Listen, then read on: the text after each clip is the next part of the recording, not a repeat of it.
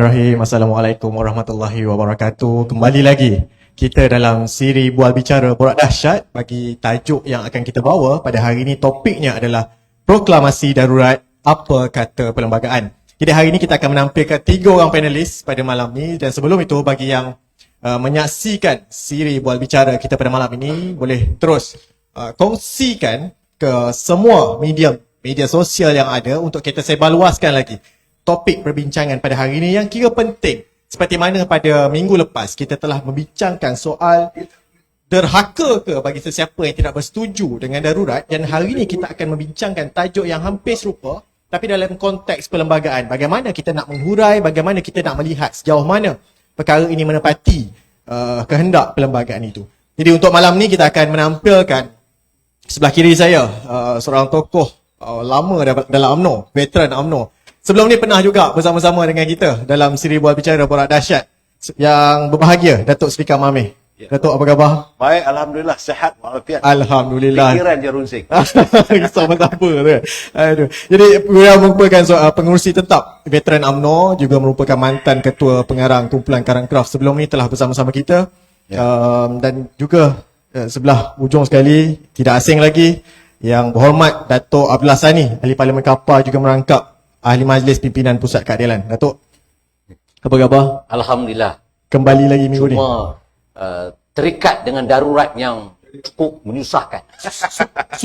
Terlalu suka ke Datuk untuk sampaikan bantuan kepada rakyat? Kekangan? Suka, tetapi wajib dilaksanakan. Berterusan macam biasa? Berterusan. Okey. Dan seorang lagi panelis kita jauh di Perak, yang berhormat Dr. Abdul Aziz Bari, juga merupakan adun tebing tinggi, ketua pembangkang Dun Perak, dan juga merupakan pakar perlembagaan. Minggu lepas telah bersama kita. Minggu ni bersua lagi. Apa khabar, Doktor? Baik, Alhamdulillah. Khabar semua? Alhamdulillah. Siaran di sana macam mana? Lancar atau ada tergendala ke? Macam mana siaran pada malam ni? Nampaknya okey, boleh dengar. Boleh Alhamdulillah. Nampak handsome lah moderator ini. You look handsome and very attractive lah. Sebab tu dia moderator kot. Jadi hari ni insyaAllah kita akan membincangkan kembali. Minggu lepas kita telah mendapat sambutan yang amat menggalakkan. Ramai ingin bertanya lebih. Sebab kalau kita nak bercerita soal perlembagaan, Datuk Seri, tak cukup sejam, tak cukup. Memang banyak lagi perkara-perkara yang di luar kotak pemikiran orang-orang tertentu. Ramai lagi orang akan menanyakan soalan lanjutan daripada soalan-soalan yang telah kita kemukakan. Jadi sebagai pendahuluan, dalam konteks kenapa darurat ini diperkenalkan? Katanya sebab sebab COVID terlalu tinggi. Saya suka untuk sentuh sikit. Selepas COVID, selepas darurat diperkenalkan, dilaksanakan di Malaysia, faktanya pada hari ini Malaysia mencatat kes COVID baru yang ke-29 paling tinggi dalam dunia. Itu fakta pertama. Kemudian Malaysia juga mencatatkan jumlah kes baru kedua terbesar antara semua negara ASEAN selepas Indonesia. Lihat, Indonesia merupakan jumlah negara yang mempunyai kes COVID paling tinggi di ASEAN. Tetapi kita akan sentuh dalam bab ekonomi nanti bagaimana tak kala Indonesia paling tinggi kes COVID-nya masih mampu menarik pelaburan yang jauh lagi tinggi berbanding Malaysia. Itu akan kita sentuh kemudian. Kemudian kalau kita lihat lagi dari segi kalau kita lihat macam mana sebelum ini dinyatakan bahawa vaksin dalam konteks cerita COVID ni, katanya vaksin akan dapat sebelum ni, dia kata akan dapat pada bulan Januari asalnya. Kemudian dibentangkan sekali lagi katanya akan dapat pada bulan Februari. Hari ini dilaporkan dalam sebuah akhbar, laporan akhbar mengatakan bahawa kemungkinan paling awal akan diterima pada Mac dengan dijangka 75,000 rakyat akan divaksin untuk peringkat pertama. Mula-mula kata Januari, kemudian pergi Februari, lepas ni Mac. Dan kita tak boleh nak bertanya sebab Parlimen digantung, tidak boleh bersidang. Jadi ini antara perkara-perkara yang merunsingkan, yang membimbangkan kita. Dan kalau kita lihat juga dalam konteks ekonomi juga, banyak lagi perkara-perkara yang boleh disentuh yang saya akan persoalkan, yang saya akan angkat sebagai topik wacana pada siri forum pada malam ini. Jadi sebelum kita bergerak lanjut, saya sebab minggu waktu Datuk Seri Kamalamen ada minggu sebelum ni, saya tak dapat jadi moderator. Jadi rasa membuat-buat nak bertanya juga kat Datuk. Jadi Datuk saya nak bertanya dulu. Ya, ya. Sebagai permulaan awal. Ya, ya. Kalau kita lihat kebelakangan ni, bagaimana Datuk Seri Anwar berusaha untuk untuk merayu ihsan daripada Kebawah Duli Yang Maha Mulia Seri Paduka Baginda Tuan Agong untuk menamatkan sesegera mungkin darurat yang dilaksanakan pada hari ini. Banyak sebenarnya alasan-alasan dari segi kesihatan, dari segi ekonomi, pendidikan. Itu antara punca yang menyebabkan kita perlu hentikan segera. Dalam konteks ini, Datuk Seri Anwar baru-baru ni sewaktu sidang media beliau mengatakan bahawa sudah lebih daripada jumlah majoriti yang ingin memohon ihsan menamatkan darurat ini. Dan baru-baru ini juga GPS, Gabungan Parti Sarawak, juga berhasrat untuk memohon agar darurat ditamatkan segera. Soalan awal, adakah UMNO terlibat sama dalam majoriti yang dimaksudkan? Sebenarnya UMNO setuju ke tidak dengan darurat ini sebenarnya? Ya, terima kasih Saudara Moderator. Ini Dr. Aziz. Saya nak bertanya dengan Doktor jugalah sampai-sampai begini ya. Doktor dapat mendengar my argument. Bagi saya, soal untuk kita memohon Agong untuk menghentikan darurat ni, ini bukan perkara yang perlu, tak ada keperluan. Yang paling penting sekarang ini adalah perintah, sebab kita ada dua. Satu PKPB, satu perintah kawalan pergerakan dan satu darurat. Sebab tak silap saya, darurat negara kita ni daripada since Dr. Aziz, daripada zaman 1949, apabila kita bertempur dengan komunis, kemudian berlanjutan dengan 13 Mei, kemudian berlanjutan dengan krisis yang berlaku di Kelantan, apa yang berlaku di Sarawak. Jadi darurat, itu tak ada masalah. Soalnya kita nak merayu pada Duli Yang Tuan Agong, saya lebih suka kalau Yang Berhormat Datuk Seri Anwar Ibrahim merayu untuk Parlimen bersidang. Sebab dalam waktu sekarang ini, perintah darurat ini, apakah tidak boleh kita mengadakan persidangan? Sepatutnya persidangan Parlimen itu boleh diadakan. Tak semestinya kita menghentikan darurat. Itu kuasa Duli Yang Mulia Tuan Agong. Kalau kita merayu ke, kita mencabar ke, bagi saya, minta maaf lah Wabi ya.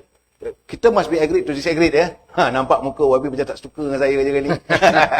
Ya, bagi saya lah, pandangan saya, apa yang dilakukan oleh Datuk Seri Anwar Ibrahim itu adalah meminta supaya Duli Yang Maha Mulia Tuan Agong memperkenankan supaya Parlimen itu boleh bersidang. Are you agree with me or not, Dr. Aziz? Doktor, sebelum tu, Doktor, saya akan bertanya juga soalan itu. Ya, sila. Cuma saya nak highlight Tentang lebih UMNO. awal tentang UMNO. UMNO bersama UMNO. sebelum itu, soal darurat itu satu perkara. Yes. Soal untuk dibenarkan Parlimen bersidang itu satu perkara yang perkara, lain. yes. Jadi soalan yang pertama itu, adakah UMNO bersama-sama mengutus surat kepada tuanku? UMNO mengutus surat pada tuanku, saya tidak pasti.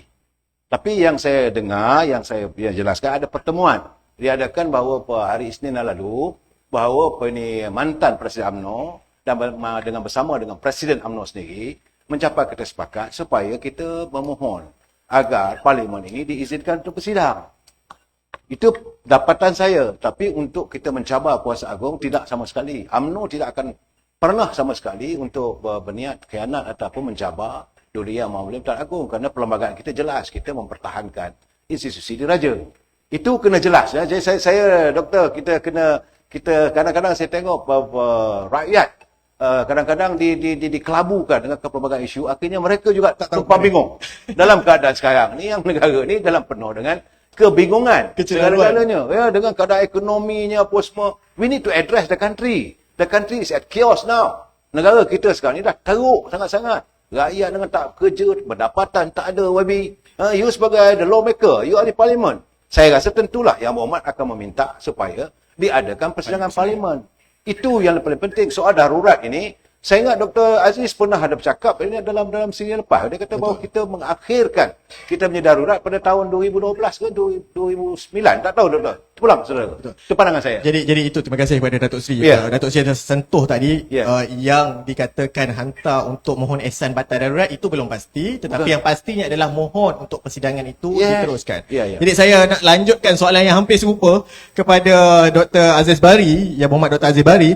Saya nak bertanya tentang sebelum ini, Doktor, dikatakan bahawa kita yang nak dicabar itu adalah proklamasi darurat yang awalnya dikatakan. Okey. Kemudian Datuk Seri Anwar memfailkan semakan mahkamah, dan hari ini semalam, sehari selepas Datuk Seri Anwar memfailkan semakan mahkamah itu, doktor bersama dua orang adun yang lain juga turut memfailkan satu semakan yang sama dalam kes iaitu berhubung keputusan Perdana Menteri melalui Jemaah Menteri menasihati Yang di-Pertuan Agong untuk menggantung persidangan parlimen. Jadi kalau kita nak kata dalam konteks ni, yang pertama adalah yang dicabar itu adalah proklamasi darurat atau menggantung sidang parlimen dalam konteks perlembagaan tu yang dibawa ke mahkamah, Doktor. Kalau saya dapat dengar dengan betul lah apa yang ditanyakan tadi.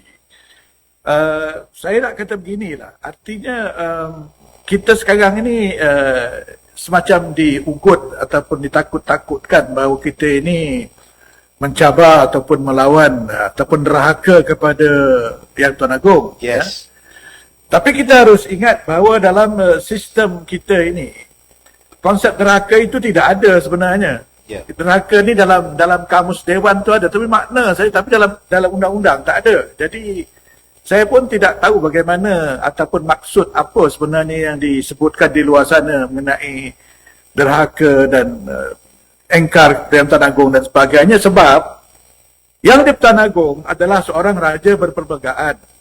Ya. Itu yang paling penting sekali untuk kita ingat, yang paling pokok sekali. Jadi kita bukan mencabar Yang Tuan Agong, sebab tindakan Yang Tuan Agong adalah tindakan yang dinasihat ataupun diperintahkan oleh Perdana Menteri, bukan tindakan peribadi ataupun keputusan yang dibuat oleh raja sendiri, ya. Jadi itu yang menyebabkan konsep derhaka, konsep melawan tidak setia itu tak timbul langsung, sebab tindakan keputusan Yang di-Pertuan Agong adalah keputusan kerajaan, ya. Jadi di sini yang saya lihat suatu perkara yang penting nak kita faham supaya rakyat tidak terus dikelirukan oleh konsep derhaka, konsep yang tidak ada, ya, dalam sistem kita. Jadi setakat ini yang saya boleh dengar, yang saya boleh dapat daripada soalan tadi itulah. Kalau ada lagi yang perlu saya ulaskan, agaknya ada lagi.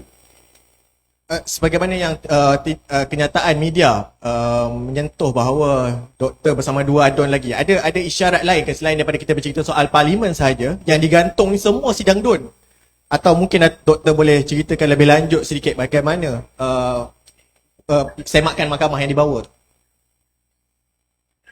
Ya, tindakan ataupun semakan kehakiman ataupun saman yang dikemukakan itu ialah untuk kita meminta mahkamah untuk memastikan, untuk melihat bahawa nasihat yang dikemukakan oleh kerajaan, oleh Perdana Menteri kepada Yang Tuan Agong itu betul dan mengikut undang-undang. Jadi sama ada tindakan itu sah atau tidak bergantung pada nasihat itu tadi. Jadi itu sebenarnya yang menjadi isu kalaupun dalam tindakan yang kita bawa itu. Apapun oleh kerana kita masih lagi belum secara terperinci mengatur benda ni, jadi kita belum boleh untuk mengatakan perkara ini secara yang hitam putih. Dan saya rasa secara umum kita boleh bincangkan lah, sebab kita tidak mahu nanti dianggap mendahului mahkamah dan sebagainya. Tapi secara umumnya itulah yang saya nak katakan, bahawa tindakan ini tindakan yang sah di sisi undang-undang dan dibenarkan oleh perlembagaan, dan apa pun kita menunggulah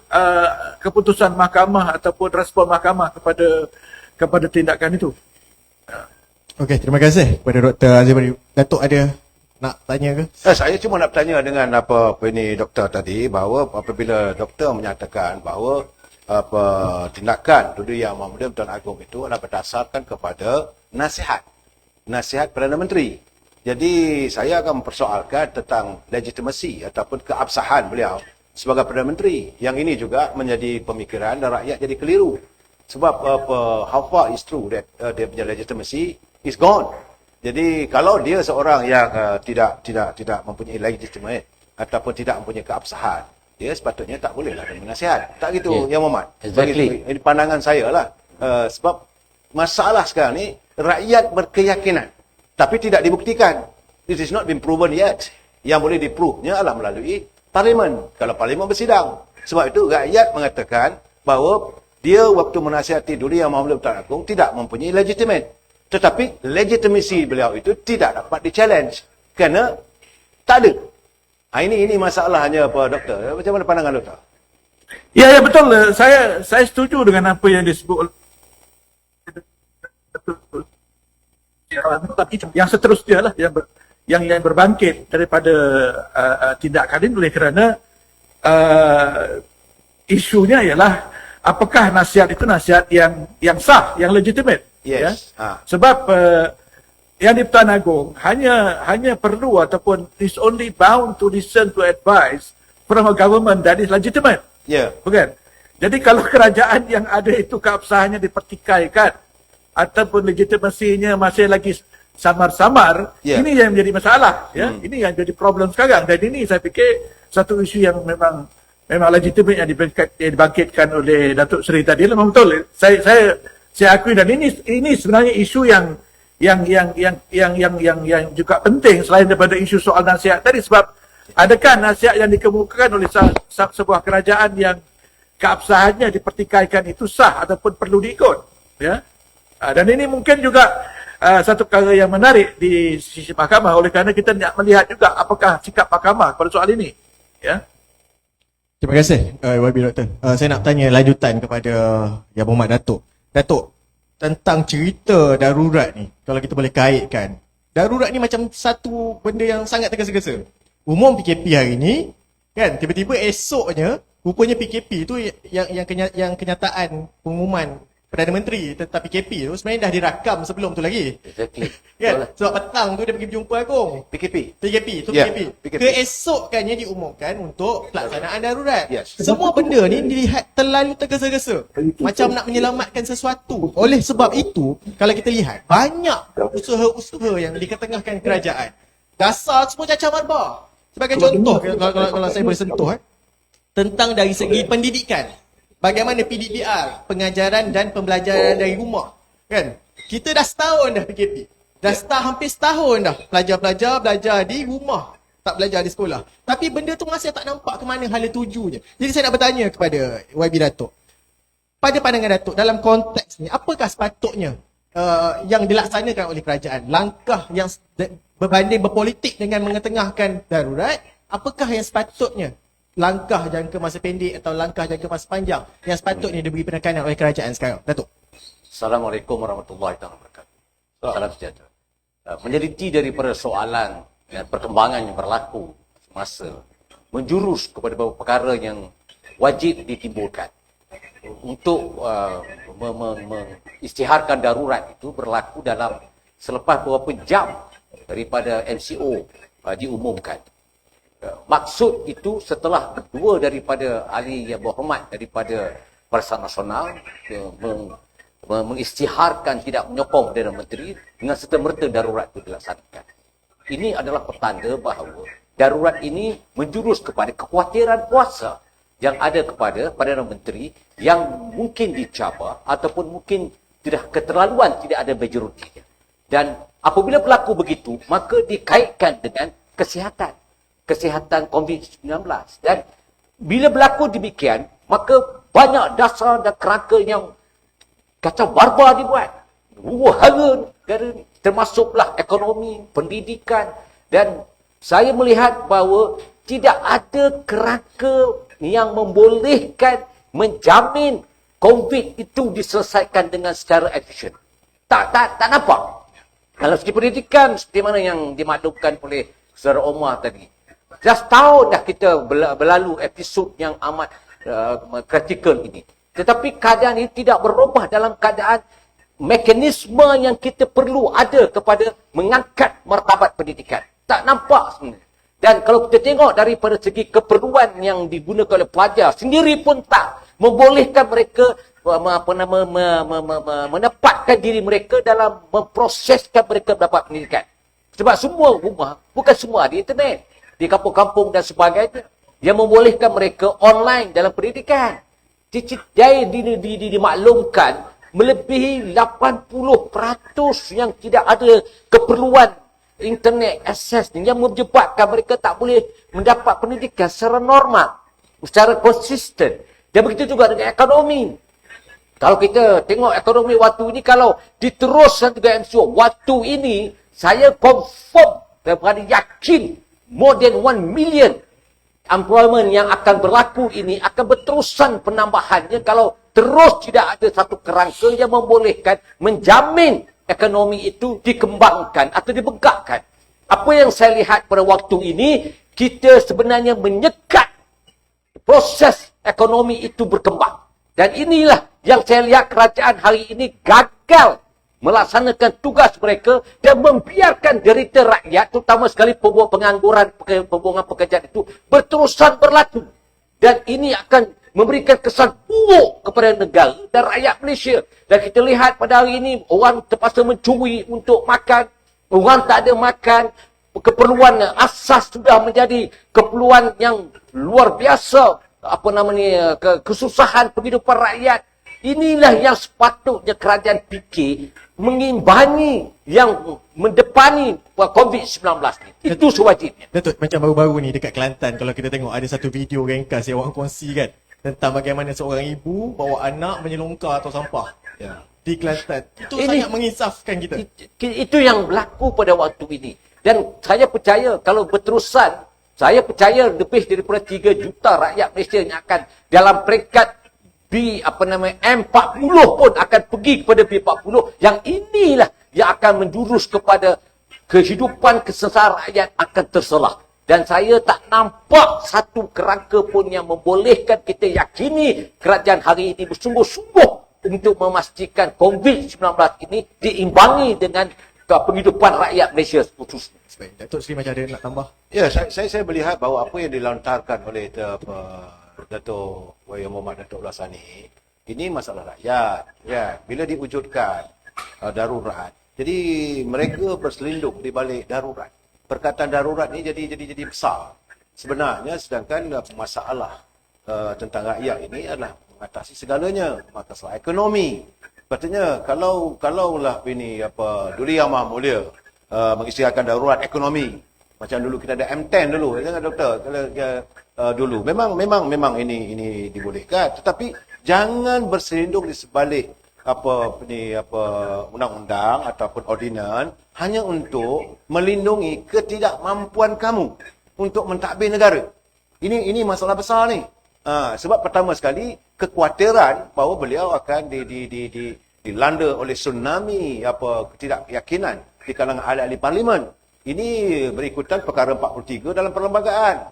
Dia mesti mendapat kelulusan di kalangan ahli-ahli parlimen. Exactly. Bahawa dia itu sebagai satu orang Perdana Menteri yang legitimate, yang ada keabsahan. Ini tidak mampu dilaksanakan. Dan sekarang ini digunakan pula ordinan darurat ini pula untuk menyekat, maka rakyat lagi bertambah terkesan. Yang saya tak tahulah, saya tanya pada Datuk Dr. Bahari, macam mana rakyat di kawasan you? Cukup ke makanan mereka? Nampak rakyat terpaksa punggah beras banyak-banyak tu kena hantar pada rakyat. Rakyat di kawasan you pun terkesan juga. Yang umat tak gitu. Silakan. Kau mendengar? Dengar betul? Ya. Macam mana? Tak berapa Tak dengar. clear. Tak, saya bertanya pada Yang Berhormat, rakyat di kawasan Yang Berhormat tu cukup ke makanannya? Sebab sekarang ni dalam keadaan begini. Ya. Ha. Banyak masalah sebab sekarang ni apabila berlaku bukan saja soal makanan, kadang-kadang jabatan rosak pun dah jadi susah oleh kerana tak boleh nak keluar ataupun terpaksa detour dan sebagainya. Jadi kita nak membantu rakyat pun susah oleh kerana Yes. banyak SOP yang terpaksa kita patuhi. Dan dalam keadaan sekarang ni, minda kita, mentaliti itu dah berubah. Maknanya psikologi itu dah dengan ketakutan, dengan kebimbangan itu maknanya menjadi satu benda yang negatif untuk kita bergerak seperti biasa. Jadi saya fikir darurat ini lebih menimbulkan masalah daripada menyelesaikan. Ya? Jadi artinya saya setujulah dengan Datuk Seri punya pendapat tadi mengatakan bahawa dia bersembunyi di sebalik darurat itu untuk seolah-olah meminjam keabsahan yang tidak ada pada dia. Jadi ini satu perkara yang saya fikir pentinglah untuk sama-sama dipikirkan oleh rakyat supaya bila sampai masanya kita tak teragak-agak. Sebab saya bimbang kalau kita masih lagi dalam keadaan terkeliru dan sebagainya, bila sampai masa kita dapat ataupun boleh buat keputusan pun keliru lagi. Jadi kalau dapat parlimen tergantung hang parlimen pun payah juga. Terima kasih. So, ini yang saya tanya doktor, tak silap saya lah. Ini maaf, saya bukan ahli undang-undang doktor. Saya Ya, ya. saya undang-undang darurat ini diwujudkan pertama sekali untuk mententeramkan negara. Kalau negara Ya. berada dalam masalah ekonomi, negara diancam keselamatannya. Ya. Macam kita mengalami dulu dengan gerila komunis dan sebagainya. Kita mengadakan darurat apabila kita berkonfrontasi dengan Indonesia. Jadi undang darurat ini tukar supaya tidak merebak kemasalahan. Tapi yang saya lihat hari ini, undang-undang darurat ini digunakan untuk membentengi pimpinan Perdana Menteri. Saya melihat bahawa Perdana Menteri berselindung di belakang undang-undang darurat. Dan untuk pertama tak boleh melakukan keabsahan. Yang kedua, program-program aktiviti ekonomi ini tidak terlaksana. Jadi kesannya itu rakyat menerima. So what type of prime minister we have now? This is what I'm questioning. Dan lanjutan juga daripada soalan Datuk Seri. Ya. Ya, betul. Saya setuju dengan apa yang disebut oleh Datuk Seri tadi, oleh kerana dalam tempoh hampir 2 minggu ataupun sekitar 2 minggu selepas darurat istiadat, tak nampak sebarang kebaikan ataupun satu benda yang positif yang kita nampak. Maksudnya, kalau begitu, lebih baik kita terus dengan cara yang biasa itu, dengan PKP biasa, tanpa menimbulkan keresahan dan darurat ini. Jadi, memang betul lah, nanti sekarang ini, darurat ini lebih kepada suatu perkara untuk menjadi sebab kepada mereka, untuk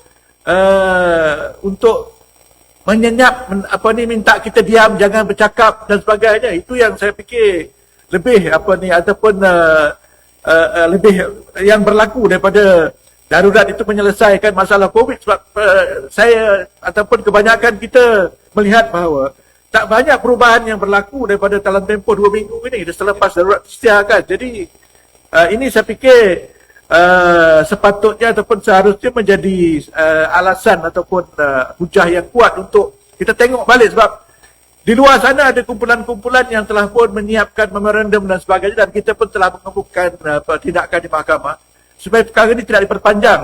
Dan sehingga hari ini kita difahamkan masih lagi belum ada khabar-khabar tentang soal pelantikan lembaga penasihat yang disebutkan itu. Ya. Terima kasih. Bidang kuasa dan sebagainya. Kalau kita tengok forum hari ni kan, banyak bersetuju antara Adun DAP dan juga veteran UMNO. Nampak macam makin mesra tu. Doktor nampak dari segi idea tu macam makin selari idea tu. Jadi kalau saya sentuh dengan Datuk Seri Kamal Amir menyentuh tentang banyak masalah-masalah yang dikemukakan tadi, nampak berselindung sebaik darurat dan sebagainya, itu satu perkara. Satu perkara lagi kalau kita tengok, banyak keputusan-keputusan kerajaan tidak disenangi oleh ramai pimpinan UMNO. Ya. Seperti contohnya moratorium, kalau kita cerita hak rakyat, Ya, betul. moratorium tak disetujui. Betul. KWSP, Betul. FDI mengudum teruk. Kalau kita Yes. tengok di page Datuk Seri Najib pun Ya. mengkritik perkara-perkara ni. Tetapi dalam konteks ni, UMNO tak boleh lari bahawa pertama, adakah ini sekadar test water sahaja? Test the water, sebab tak nampak selepas itu marah dan kemudian pergi mana? Tak nampak. balik. Sabar dulu.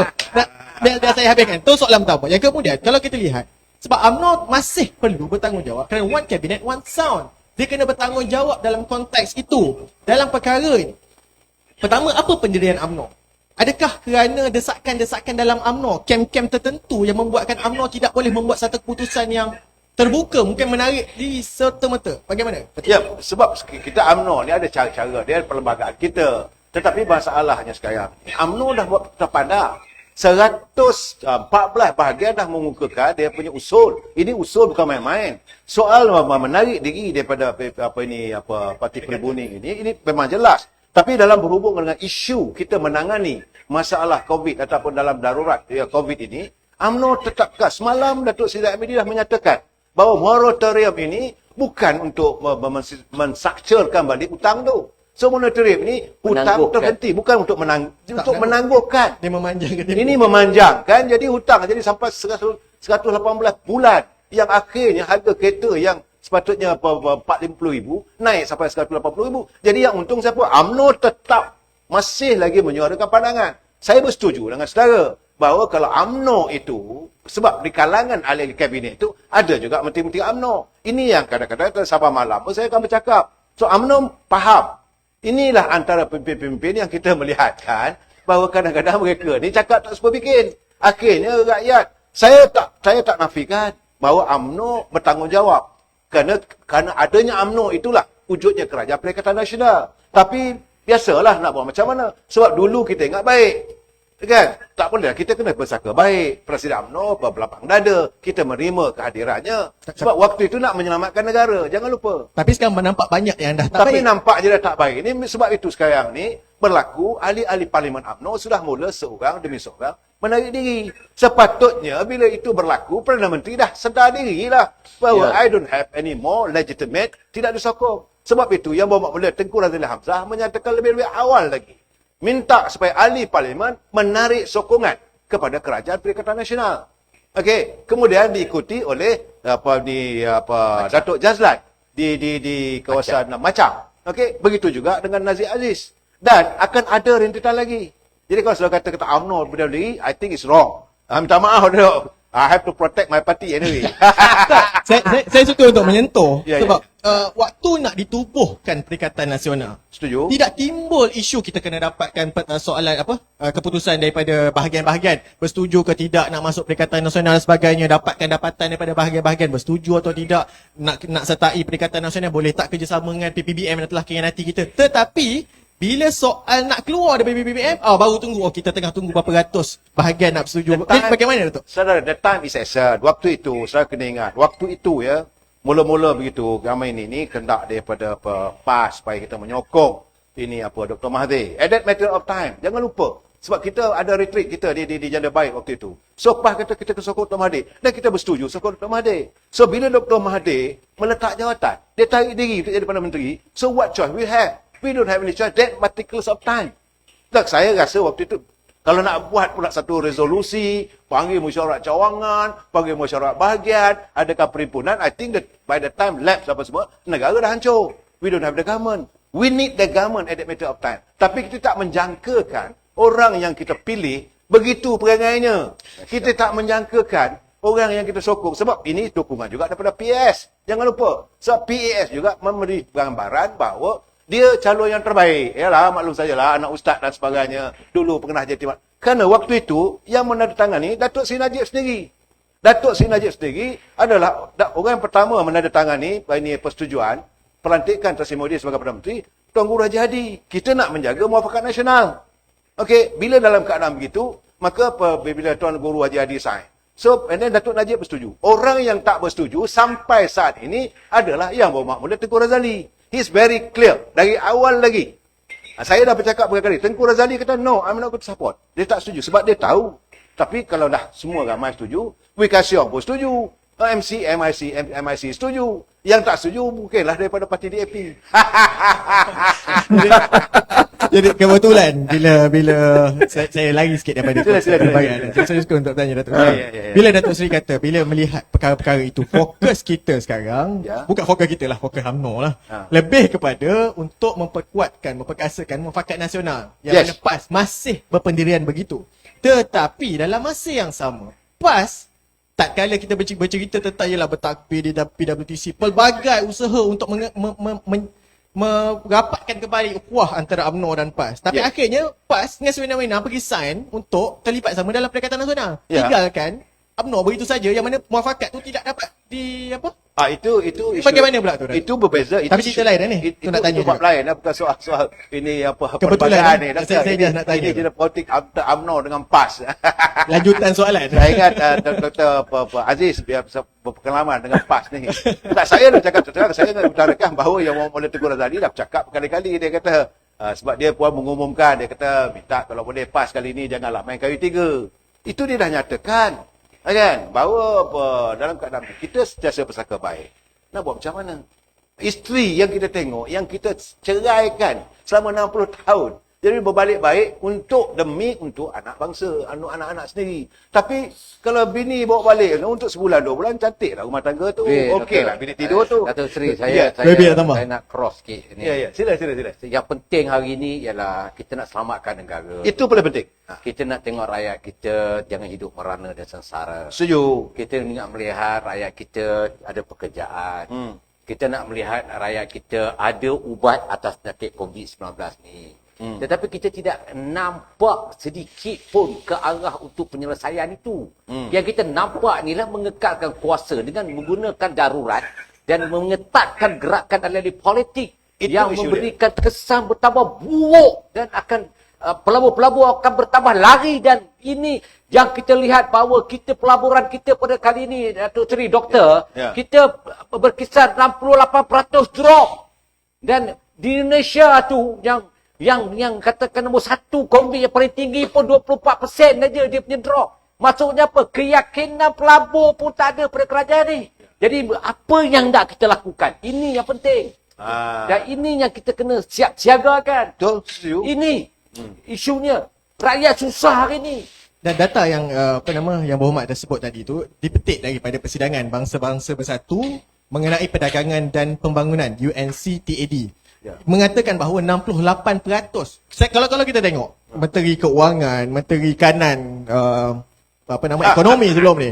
Lepas tu dikatakan bahawa FDI itu mencanak naik. Dengan adanya darurat dapat memberi satu kelegaan kepada pelabur-pelabur. Bukan Menteri Kanan Ekonomi. Menteri Kanan Ekonomi dalam hospital lagi. Menteri Kanan lah yang mengendalikan ekonomi tu adalah Dia ni bangang, bukan kecil. Dia tak tahu menilai pendapatan. Pendapatan kita untuk 2.5 bilion. Pelabur asing 26 bilion je. Macam mana nak korek yang 322.5 bilion lagi yang bajet yang dibuat ni? Bajet buat pun tak betul. Kemudian nak cari sumber mana? Nak korek daripada mana ni sekarang ni nak korek? Ini yang berlaku sekarang. Saya setuju dengan pandangan daripada Yang Berhormat Datuk Laksani. Beliau pun dekat parlimen begitulah cara dia kan. Beliau akan mengutarakan. Cuma saya nak tanya dengan Dr. Cuma tadi saya terfikir, Doktor, saya nak bertanya dengan you. Kalaulah, saya yakin dalam keadaan sekarang ni, pimpinan sekarang ni dah koput, okay? Dah burst. So, kalau the new government come in, boleh ke Perdana Menteri ini, yang ada sekarang ni, dibawa ke muka pengadilan? Macam mana berlaku di Amerika, mereka melakukan tindakan impeachment terhadap Trump. Saya nak tanya dengan doktor, boleh tak boleh? Sebab dia bermain dengan kepelbagaian, perlembagaan dan undang-undang dan sebagainya, hingga negara rosak sekarang ni. Jadi, kerosakan yang dialami oleh negara ini, kalau dilihat berpunca daripada Menteri, can he be charged to the court? Itu nak tanya dengan pakar undang-undang ni lah. Silakan doktor. Baik, okey. Dia sistem ataupun sistem menjatuhkan atau membuang kerajaan ni berbeza. Jadi impeachment itu satu mekanisme yang diwujudkan di bawah sistem berpresiden seperti Amerika Syarikat. Ya. Jadi di bawah sistem kita, satu-satunya sistem untuk membuang kerajaan dalam within term ataupun sebelum ataupun selepas di antara pilihan raya ialah dengan cara undi tak percaya. Malangnya dalam sistem kita semua dah nampak, kita semua tahu. Kita ada masalah dengan speaker kita. Bukan? Speaker ni bukan tak tahu undang-undang, tapi dia putar belik undang-undang tu. Itu sebab saya kata hari tu di Perak entah macam mana ada speaker yang bukan kalangan undang-undang tapi lebih tahu, lebih jujur dari speaker undang-undang berbanding dengan speaker Dewan Rakyat yang berkasutkan peguam. Jadi ini jadi masalah kepada kita. Jadi Datuk Seri betul memang nampak ada problem itu kan. Jadi soalan ataupun jawapan kepada soalan ataupun isu yang dibangkitkan tadi tak ada dalam sistem. Impeachment bukan sistem kita. Impeachment itu sistem di Amerika Syarikat. Itu tak ada kat sini. Satu-satunya cara ialah dengan undi tak percaya, tapi dah disekat oleh speaker, nak buat macam mana? Kalau doktor kata buat macam mana saya nak buat? Kita Dia ada dua saja sebenarnya dalam sistem kita ada dua. Satu ialah yang Tuan Agong. Kena sebutlah kan. Sebab yang Tuan Agong ada kuasa untuk memecat seorang Perdana Menteri yang enggan letak jawatan walaupun hilang majoriti. Itu kuasa yang Tuan Agong. Ya. Yang keduanya undi tak percayalah. Tapi sekarang ni kita tengok sendirilah, maknanya bolehkah benda ni berlaku kan? Sebab jawapannya bukan pada saya, jawapannya ada pada kita semua. Boleh tak berlaku? Boleh tak berlaku? Baik doktor, sebab bila doktor dah sebut tentang situasi yang berlaku di Perak dan sebagainya. Sebab saya nak tanya doktor, doktor ini melontarkan pandangan. Tapi saya melihat dalam keadaan sekarang ni, saya cuma nak tanya, boleh ke speaker memanggil parlimen? Boleh ke speaker memanggil parlimen kalaupun dia tidak ada dari sebagai arahan daripada Tuan Agong? Ini is there any loopholes? Dalam segi undang-undang ni mesti ada loophole-nya, doktor. So, boleh ke speaker memanggil parlimen? Sebab kita ada separation of power. Satu is executive, Perdana Menteri. Dua is legislative, which is parliament, where the speaker is the sole person who can determine the running of the parliament. Macam mana yang doktor kata tadi, bahawa speaker Dewan Negeri di Perak itu, walaupun beliau tidak berlatar belakangkan undang-undang, tapi he knows the separation of power. Dan yang ketiga is judiciary. Tapi bila berlaku 3 separation of power ini, we have to uphold this. Dan the other one is the royal, sebab kita punya raja berperlembagaan. What say you, Doktor? Speaker, isunya speaker, ya. Speaker. Ya. Dan masalah speaker, dia ada kuasa penuh di dalam dewan. Tetapi kalau dia tak nak gunakan kuasa itu, tak ada apa yang dia boleh buat. Ke mahkamah pun tak boleh kita minta mahkamah keluar perintah, maknanya memerintahkan speaker buat begini, buat. Tak boleh sebab kuasa mutlak pada speaker. You're right. Mentafsirkan standing orders, perintah tetap, dan juga mengendalikan jalanan dewan. Jadi itu jadi masalahnya. Jadi kita mengharapkan speaker ini yang dibetul oleh rakyat ini faham dan tahu supaya proses yang dimaktubkan dalam perlembagaan berjalan. Malangnya sekarang ni speaker-speaker kita di parlimen ialah speaker-speaker yang lebih bersedia untuk stop ataupun untuk menyebabkan perlembagaan tak bergerak. Ini yang jadi problem. Kecuali di Perak baru-baru ini, kan? Jadi kita hanya mengharapkan, kita hanya buat seruan dan sebagainya, tapi lebih daripada itu tak ada, sebab itu memang kuasa speaker, tak boleh ditunjuk, tak boleh diperintahkan dan sebagainya. Tapi Doktor, I nak jelas sikit, Kalau Doktor. sekiranya Dalam standing order tu, dia ada kata ketua dalam majlis. parlimen itu ada majoriti yang boleh menyingkirkan speaker, itu perkara yang lain lah. Ya? Ya. Jadi itu satu masalah yang memang saya fikir jawapannya agak sulit, sebab sebenarnya untuk pengetahuan semua, perlembagaan kita ni mengharapkan semua orang ni tahu tanggungjawab masing-masing. Jadi bila dah sampai ke peringkat ada orang nak jadi pensabotaj kepada sistem, kita nak buat macam mana? Bukan? Tentang soal memanggil sidang tadi, itu sebenarnya satu kuasa yang diletakkan di tangan Yang Tuan Agong. Ya. Dan dalam aduan darurat yang ada sekarang di Section 14, 1A tak silap saya, perkara ataupun peruntukan perlembagaan yang berkenaan 14, Doktor, 14. yang 14. meletakkan kuasa agung untuk memanggil parlimen. Itu soal isu yang saya bangkitkan dalam Facebook Live sebelum ini ialah bagaimana ataupun apakah yang sepatut kita buat ataupun kedudukan Perdana Menteri yang mencuri kuasa agung tanpa pengetahuan kita semua ni. Itu isu sekarang sebab mungkin sangat Datuk Seri pun lebih tahu kan, tahun 83 berlaku krisis antara Pentadbiran Mahathir dengan raja-raja, bukan? Yes. Apabila kerajaan persekutuan waktu itu cuba meminda peruntukan berkenaan dengan perkenan diraja, Kuasa raja. perkara 66 Perlembagaan Persekutuan yang menyebabkan raja-raja murka dan menolak pindaan itu, kan? Jadi sebenarnya peruntukan berkenaan sama saja dengan peruntukan yang digantung oleh Muhyiddin sekarang ni, sama saja. Bukan peruntukan yang luar biasa, peruntukan biasa saja. Tetapi kalau kita perhatikan balik, kalau pada tahun 83 perkara itu jadi sebab kepada krisis, menjadi satu sebab yang menyebabkan raja-raja murka, sekarang ni kita nak bertanya, apa yang boleh berlaku dengan kita katakan dengan pemandulan ataupun kuasa ni dengan tiba-tiba dipeti sejukkan, ya? Sebab apa yang disebut di bawah peruntukan ordinan darurat yang ada sekarang itu ialah kuasa ini tidak berjalan. Dan kita bertanya dan kita berasa terpinga-pinga dan merasa muskil. Apakah peruntukan berkenaan dibuat dengan persetujuan Yang Tuan Agong? Ya. Atau persetujuan raja-raja sendiri, sebab kalau kita tengok perlembagaan, setiap pindaan, setiap undang-undang yang ada kesan kepada kuasa, kepada kedudukan dan apa juga raja-raja mesti diperkenankan oleh majlis raja-raja. Setuju. Jadi soalan sekarang ini, perkara Section 14 tadi itu dibincangkan atau tidak dengan raja-raja Melayu?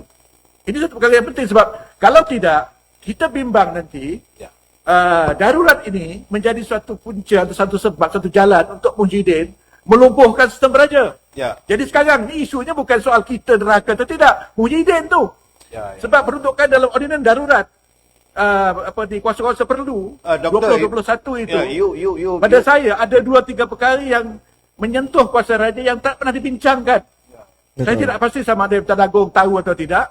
Saya tak pasti raja-raja tahu atau tidak. Jadi ini satu isu yang pada saya penting dan mungkin harus diwar-warkan, sebab saya nampak rakyat tak nampak benda ni.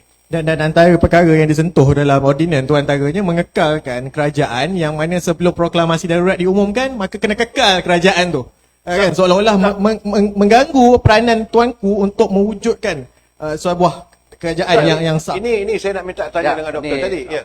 Tadi yang doktor cakap tadi saya nak celah tadi tu. Pusat Parlimen. Sebab dalam standing order doktor Ya. ada ketua majlis. Yakni ketua majlis itu adalah Perdana Menteri yang boleh memanggil parlimen bersidang. Ya. Itu standing order clear tu. Jadi maknanya speaker ni dia gunakan itu sebagai alasan untuk dia tidak menggunakan kuasa sepenuhnya ada dalam standing order. Dan doktor, lanjutan juga daripada soalan Datuk. Dia sentuh juga tentang, doktor sebut tadi, tentang kebebasan speaker untuk membuat keputusan. Ya. Tetapi dalam perkara ni bercanggah, satu perkara memanggil Dewan, Ya. keduanya tentang bila kita nak mengusulkan undi tak percaya tu. Ya. Dia kata kena uruskan urusan kerajaan untuk Itu selesai kan. masalah. Jadi macam mana Datuk? Doktor? Sebab itu saya kata tadi bahawa tidak ada berlakunya separation of power. Kalau berlaku separation of power, eksekutif tidak boleh menguasai speaker. Apa yang berlaku sekarang hari ini, eksekutifnya adalah Perdana Menteri. Dan ini disahkan pula apabila speaker mengatakan bahawa kalau nak apa-apa pun kena tanya pada Menteri Undang-Undang. Ini masalah dia. Ini satu juga masalah. Itu speaker sendiri tak tak betul. Dia Betul. not independent. Ya, Sebab ya. kalau diletakkan di bawah kerajaan eksekutif, di mana letaknya doktrin pengasingan kuasa itu? Ini masalahnya. Kalau ini masalahnya, ini yang saya rasa speaker ni pelik dah tergeliat otak dia. Ya, Macam mana pula? saya bersetuju. Nak menentukan kerajaan ni survive atau tidak bergantung kepada kehendak kerajaan itu. Maknanya sama macam kita nak saman orang lah. Kalau polis terpaksa nak minta persetujuan pemandu kereta nak kena saman atau tidak, apa guna ada polis? Betul, saya Jadi sama betul. juga berbalik pada parlimen kan. Apa guna ada speaker? Yes. Apa guna parlimen kan?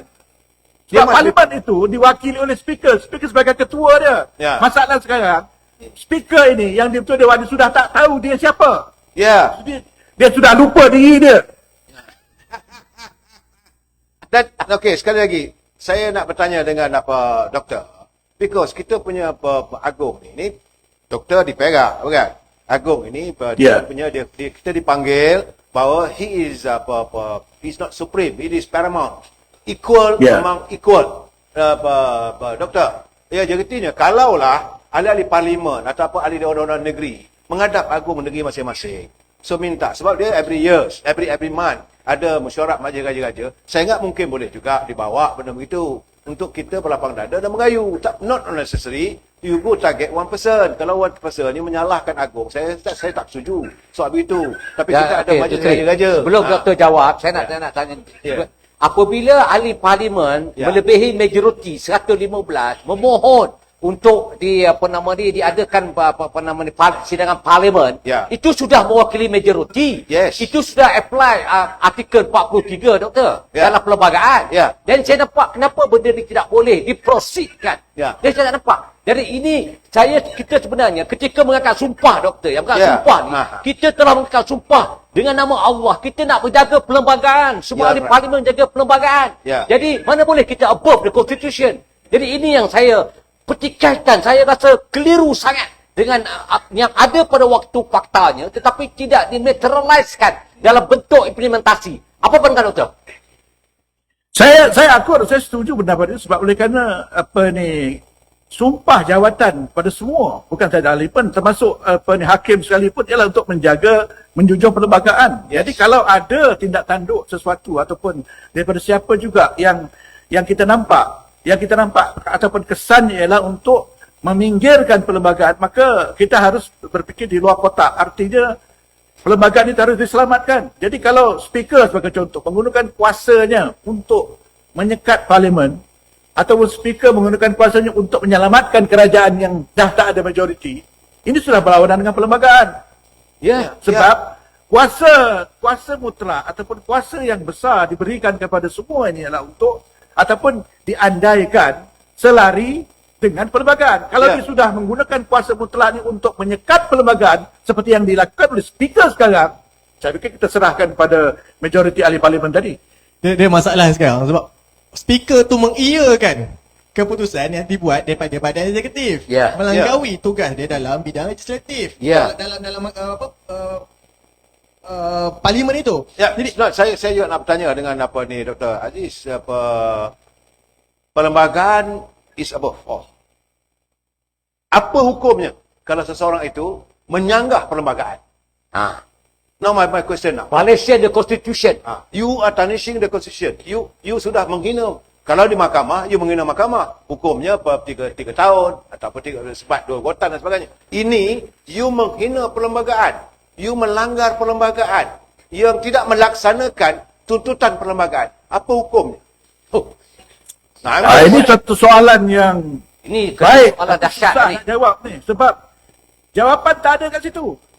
Ya, jawapannya tidak ada dalam perlembagaan. Sebab seperti yang saya katakan berulang-ulang kali tadi. Perlembagaan mengandaikan semua orang ni beradab. Semua orang ni berbudi bahasa. Yes. Semua orang ni mematuhi peraturan. Tetapi kita tahu bahawa dalam keadaan itu ada orang-orang yang pelik, yang aneh, yang orang kata yang nak mencabar ataupun nak mensabotaj benda-benda yang elok, yang baik, yang berperaturan ini, bukan? Jadi kalau dalam keadaan seperti itu, saya rasa kita pulangkan kepada khalayak, kita nak fikir apa yang cara yang terbaik untuk menyelamatkan perlembagaan. Sebab untuk ke mahkamah tak ada masa. Ya. Dan kadang-kadang kita pun bukannya tidak tahu. Bukan semua hakim ada keberanian untuk membuat keputusan yang luar biasa. Ya. Kan? Betul, terima kasih. Dan pernah berlaku di Amerika Syarikat. Ya. Seorang presiden mendapat penghakiman mahkamah. Dia kata, okey, biar mahkamah buat. Dia tak nak buat. Pernah berlaku dalam sejarah Amerika Syarikat. Lebih kurang macam Donald Trump sekarang lah. Maknanya dalam sejarah negara dunia ni ada beberapa ketika insiden yang memang ada orang yang pelik, orang yang teruk ni ada.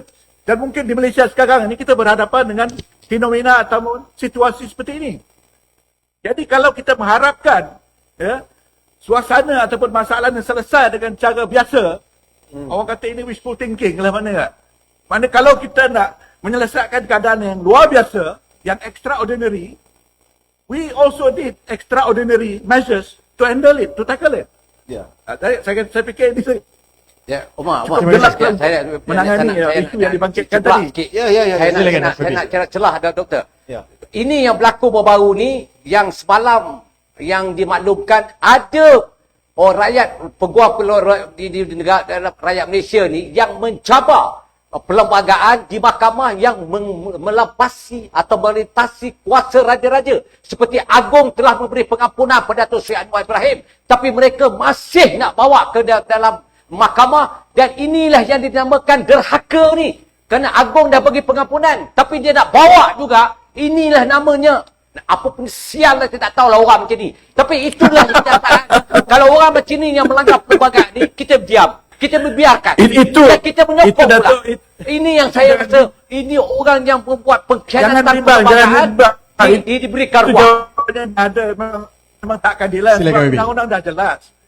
Kuasa pengampunan yang tak negara ni, kuasa yang tak boleh disemak. Ini high prerogative of mercy. Dia tak, memang tak ada. Kita layan perkara ni jadi bahaya. Akan datang macam mana, bukan? Jadi itu tak jadi masalah. Dan kita pun tak nak berlindung di sebalik istana, nak mempertahankan kedudukan politik kita. Tapi yang saya nak sebutkan tadi ni, benda-benda yang sepatutnya berlaku macam speaker di Dewan Rakyat, kan. Bila dia kata nak bawa undi tak percaya itu bergantung kepada persetujuan Menteri Undang-Undang. Ni pelik, ni kartun lah. Ini kartun lah sebenarnya. Ini yang Kan? tahu. Orang yang tak belajar undang-undang pun tahu. Kalau macam itu jawapan dia. Ini Sampai antara bila perkara pun dia yang takkan luar jatuh, biasa. kan? Tapi doktor, dalam keadaan begini pun saya rasa sedih lah apabila negara kita yang selama ini kita menjunjung kedaulatan Raja-Raja Melayu, kedaulatan undang-undang, dan prinsip dalam kita punya rukun negara itu. Kerana dalam peristiwa apa yang berlaku hari ini, apa yang berlaku yang dilakukan oleh Perdana Menteri saat ini, ia seolah-olah sudah merobek rukun negara. Jadi apa lagi rakyat ada? Kalau saya bertanya dengan doktor sendiri kata, last kali to the end, what can we do? Tapi saya rasa terpulang pada rakyat lah.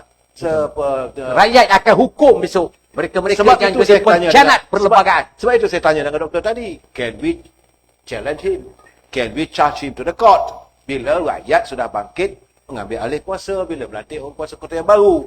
Itu pandangan saya tadi, awal tadi. Saya tak withdraw dengan statement saya. Betul. Saya mengatakan yang keduanya, saya melihat bahawa sekarang... Yalah, tapi seruan kita, Datuk Seri, seruan kita ialah bahawa kita seboleh-bolehnya kita nak abad baik the rule of law lah. Kita tak maulah maknanya minta rakyat dikeluar ke jalan kan. Sebab No.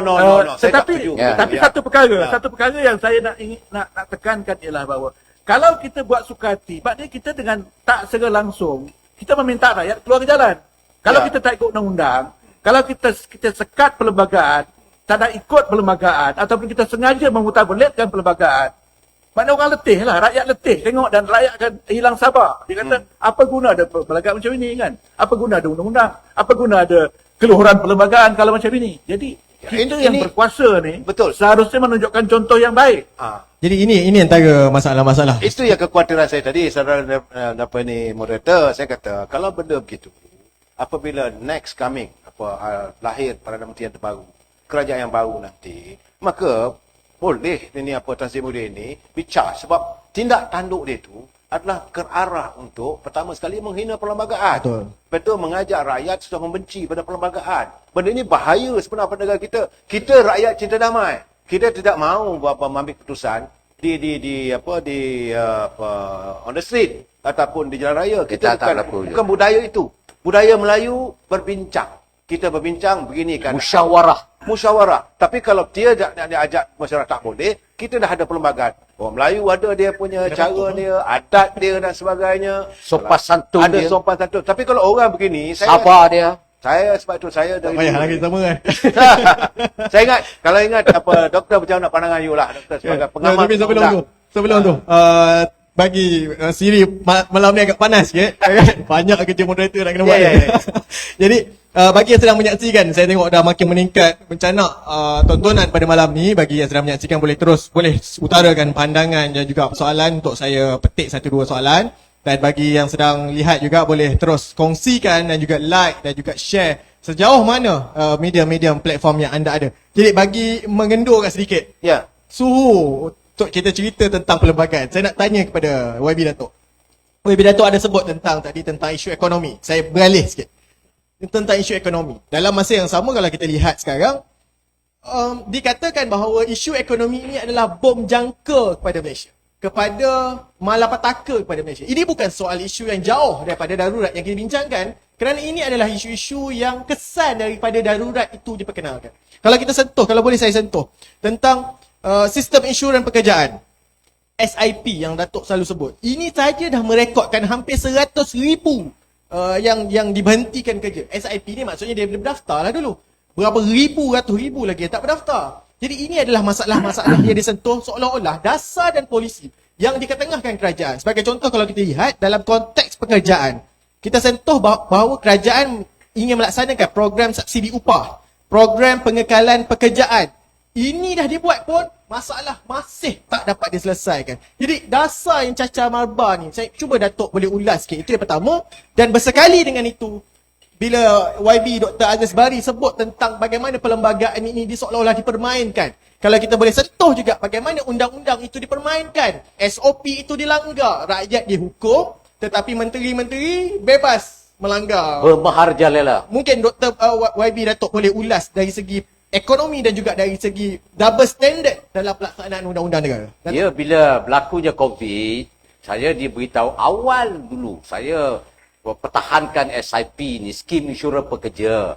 Sebab bila berlakunya malapetaka, maka mereka ni layak mendapat skim ini. Skim ini sebenarnya untuk membantu dalam tempoh 6 bulan.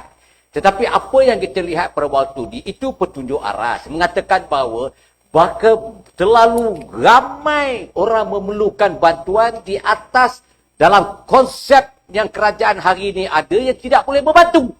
Jadi apa yang kerajaan buat hari ini? Bila dia isytiharkan darurat, maka lagi berlungguk syarikat yang keluar daripada negara dan pembuangan kerja pun berlaku dengan sewenang-wenangnya. Dan apa tindakan kerajaan pada waktu ini untuk menyelamatkan mereka?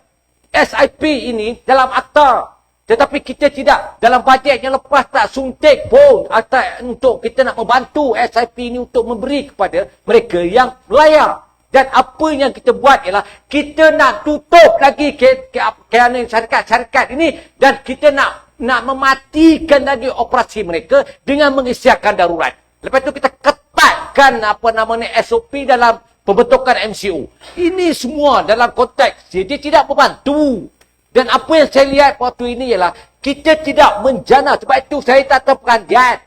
Kalau kita mendapat cukaian hasil daripada pelabur-pelabur luar, hanya 26 bilion je pun. 2.6 tu. Ha? 2.6. 2.6. Saya dah silap. Kenapa? 2.6 bilion pada kena korek lagi 322.5 bilion ni. Nak ambil daripada Nawab.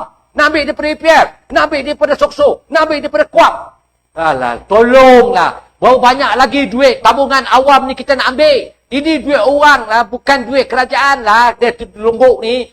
Sedarlah sikit. Dan ini yang berlaku. Setuju. Saya setuju dalam amarah yang berhormat daripada KAPA tadi, Datuk Abdul Sani itu memang begitulah cara beliau kan. Beliau memang kalau dia amarah itu memang melantun-lantun. Ini melibatkan pekerja. Betul, setuju. Ini benda saudara adalah mantan pemimpin kesatuan. Memang suara begitu. Tetapi saya nak ingatkan, saya sama ada Dr. Bari setuju atau tidak dengan saya. Saya tidak mengatakan kerajaan. Tugas kerajaan is a government of the day. Government dekat dulu yang mahu Pertuan Agung. Kerajaan dulu yang mahu Pertuan Agung. Kerajaan. So kerajaan itu yang saya tekankan adalah pimpinan kerajaan. Mereka yang memimpin kerajaan hari ini. Mereka yang diberi tanggungjawab untuk memimpin rakyat, memimpin pejabat, jabatan-jabatan, kementerian-kementerian. Mereka melakukan tindakan khianat rakyat. They are the person. Mereka inilah a treason to the rakyat. Mereka ini melakukan khianat, kekejaman yang saya katakan seringkali saya cakapkan pekak dan tuli telinganya, tak mau mendengar langsung rintihan rakyat. Rakyat dah susah sekarang ni. Minta duit daripada kumpulan wang semalam pekerja. Masih dilindungi lagi. CEO apa ni? Dindong lagi. Masih dindong lagi. Syarat ketat. Kita minta supaya 10,000 one off. Duit mereka, bukan duit mak bapak dia orang. That's why saya kata pimpinan, Doktor Datuk Seri dah menunjukkan saya kemarahan. tidak katakan kerajaan. Saya coolkan sikit. Saya setuju. Saya setuju bahawa ini bukan duit kerajaan. Ini daripada caruman syarikat dan pekerja. 12% majikan, 11% pekerja. Dan ini hasil daripada kutipan yang mereka lumbukkan. Janganlah cuba-cuba nak ambil duit EPF ni. Tolong. Pimpinan. Ya. Bukan Saya kerajaan. terkejut apabila salah seorang daripada penasihat ekonomi yang diberi maklum dalam interview daripada TV3. Dia kata, kami ambil separuh, biarlah pekerja ambil separuh. Ini bukan duit kerajaan lah, ini duit pekerja lah. Kau nak ambil separuh tu pasal apa? Ya, ini yang berlaku sebab kita selalu nak mengkorek apa yang ada. Orang punya pun kita korek. Sama lah bila benda ni dia jadikan, dia jenamakan balik KWSP tu duit rakyat, tapi dia jenamakan balik jadi ICNA. Kita minta sama dengan permai. Itu masalah dia. Kita jadi doktor pasal undang-undang. Aspek undang-undang lah. Dok, what's your opinion, sir? Jangan sebagai wakil rakyat, you wakil rakyat DAP lain. Tapi sebagai aspek undang-undang, mereka melakukan khianat pada rakyat. Please. Ya, saya dalam soal ini tak ada ataupun aspek undang-undang itu bukan satu benda yang terpisah, bukan? Jadi undang-undang ni sebenarnya adalah merupakan suatu cara untuk kita melaksanakan polisi dan juga keutamaan kerajaan dan juga kepentingan rakyat. Itu saja. Jadi saya rasa dalam soal ataupun dalam kemulut sekarang ini, setakat ini belum ada yang membangkitkan soal bagaimana Malaysia dengan tiba-tiba menggelongsor dalam indeks rasuah dunia. Ya. Daripada 51 turun 57. Ya, dalam tempoh kerajaan PN memerintah sekarang ini. Jadi satu perkara yang penting selain daripada soal kita tertinggal di belakang dalam soal FDI dengan Singapura, dengan Indonesia, dengan Vietnam bahkan, ya. Masalah ataupun kita sudah jatuh di tipe tangga, sudah tak dapat menarik FDI yang tinggi. Rasuah pula pun jatuh sama. Maknanya kita dimiskin segala-galanya. Ya, pelabur pun tak ada. Kemudian rasuah semakin meningkat. Itu perkara yang saya rasa bukan kecil dan bukan ataupun harus diberikan perhatian. Ya. Maknanya darurat yang kita bincang malam ini tak menyelesaikan masalah sebab semakin banyak bertimpa-timpa nampaknya. Ya. Dan jadi kalau di sini saya fikir saya pun tak tahu macam nak keluar dari masalah ni dengan darurat ni nampaknya makin teruk jugalah. Jadi nampak seolah-olahnya dengan keadaan yang semakin teruk itu dia terpaksa ataupun dia perlukan darurat untuk memastikan dia tak dikacau. Ya. Betul. Jadi kalau kita sentuh yang tu juga, saya suka untuk sentuh untuk habiskan tentang perkara berkaitan tadi kalau kita cerita tentang ekonomi, kemudian kita kaitkan dengan Datuk double standard. Saya suka untuk ingatkan Datuk bagaimana rakyat dihukum bila mas turunkan kat bawah ni pun kena, nampak tak pakai mask sikit dah kena, terlalu cepat. Sedangkan bila menteri tak ada masalah. Double standard tu. Saya suka untuk sentuh bagaimana. Kalau hadirin boleh lihat, kalau boleh anda rajin boleh buka Facebook Menteri Keuangan. Dia telah melaksanakan satu program pada hari Ahad yang lepas, 24 hari bulan di Bangi. Yang turut serta dalam program itu adalah YB Datuk Seri Rina Harun. Ya. Pada 24 Januari baru ni. Sebelum itu lagi, pada 10 hari bulan Januari, 10 hari bulan dia telah disahkan menghidap positif COVID. Kalau kita kira 14 hari tempoh standard seseorang itu di kuarantin, makna kata 14 hari, 10 tambah 14 hari, jadi 24. Sepatutnya dia dapat akhir 24. Tapi 24 tu menteri boleh pergi program dah tu. Jadi double standard yang sangat keterlaluan ni, mungkin seolah-olah perlembagaan, undang-undang itu dijadikan mainan kepada pimpinan-pimpinan kerajaan seperti mana yang Datuk Seri Ahmed sebut tadi. Ya. Kamal Ahmed. Bagaimana Datuk? Inilah yang kita kata undang-undang 2 darjat.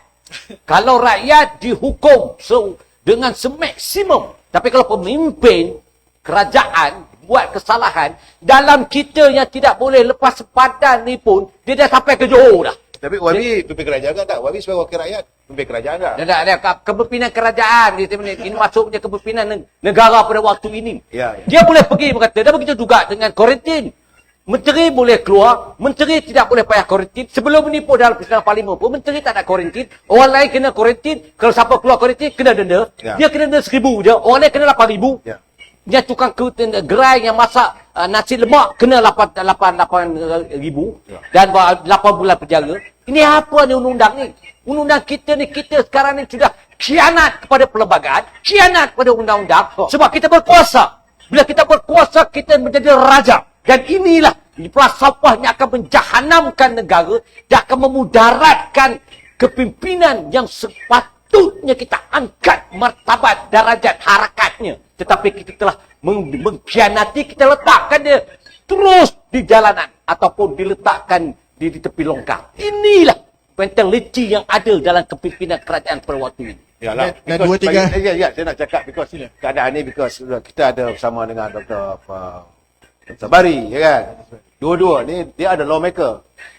Jangan lupa bahawa Yang Berhormat Datuk Abdullah ni sebagai ahli parlimen, dia ada lawmaker di peringkat parlimen. Ini Dr. Aziz Bari, dia juga lawmaker yang merubah ataupun menggubal undang-undang peringkat negeri Perak. Okey. Tapi bila undang-undang yang dah gubal itu, cuma saya nak tanya lah, perundangan nak pakai mas ini, adakah dibawa dalam parlimen? Ini pun satu persoalan lagi ni. Yang ini, sebab kita negeri kita ni rule of law. Adakah undang-undang itu boleh siapa saja, atau apakah dalam masa COVID ini, maka segala undang-undang itu boleh diubah ataupun boleh laksanakan. Sebab tak silap saya lah, pengalaman saya selama lebih 40 tahun sebagai orang newsman, jurnalis, setiap undang-undang itu akan dibawa di parlimen, akan dibahaskan di kalangan ahli parlimen. Kalau di negeri dibaca kali pertama, kali kedua, kena bawa pindah ke Dewan Negara. Jadi sekarang tiba-tiba ada negara kita ni mewujudkan satu undang-undang wajib rakyat memakai mask. Kalau tidak, fine-nya 1,000. Adakah undang-undang itu mendapat kelulusan parlimen? Adakah undang-undang itu mendapat kelulusan Dewan Undangan Negeri? Both of you, saya bukan ahli parlimen. Dia bukan dalam akta. Okey. Ini arahan. Dalam arahan ini dia boleh dicabar. Tetapi dalam konteks untuk kita nak memastikan SOP itu berjalan untuk keperluan awam. Okey. Jadi, ia digunakan atas arahan. Dan itu bukan akta tu. Kalau arahan tak boleh bawa ke mahkamah. Ya, arahan itu di atas kepentingan undang-undang itu tidak terpanggil. Ya. Nah, itu yang sepatutnya. Baik. kita nak tambah? Saudara moderator, soalan kepada Datuk Seri. Datuk Seri Kamal Amir tadi soal undang-undang tadi kan. Betul, memang setiap undang-undang baik peringkat negeri ataupun pusat itu telah pun diluluskan mengikut step-step yang telah pun ditetapkan. Okey. Cuma dalam soal-soal undang-undang yang bersifat detail macam pemakaian topeng ataupun had laju di jalan raya dan sebagainya itu diberikan kepada agensi yang berkenaan. Ya. Okey.